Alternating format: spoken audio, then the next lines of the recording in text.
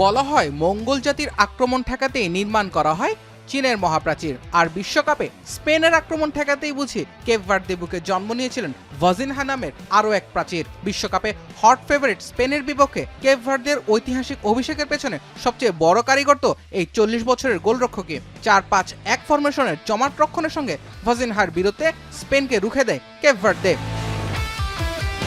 পুরো ম্যাচে 7 সেভ দিয়েছেন ভাজিনহা। বিশ্বকাপে এক ম্যাচে অন্তত 7 সেভ আর ক্লিন শিটের মাত্র চতুর্থ ঘটনা এটি। গ্রেটেস্ট শো অন আর্থের শুরুতেই যেন কিংবদন্তিদের কাতারে এই গোলরক্ষক। সেই সঙ্গে বিশ্বকাপে সবচেয়ে বেশি বয়সে ক্লিন শিটের রেকর্ডটাও নিজের করে নিয়েছেন তিনি।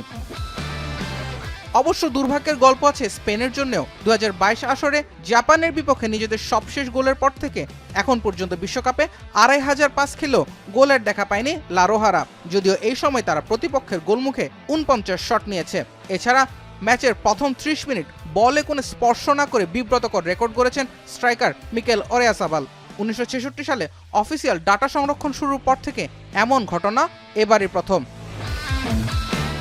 তবে সব ছাপিয়ে আপাতত ফুটবল বিশ্ব বুঁদ হয়ে আছে ভাজিনহার বিরুদ্ধে। বাছাই পর্বের পর মূল বিশ্বকাপেও ক্লিন শিট রেখেছেন এই গোলরক্ষক। স্মরণীয় এই যাত্রা কতটা স্থায়ী হয় সেটাই দেখার অপেক্ষা। জুবায়ের আহমেদ, এখন।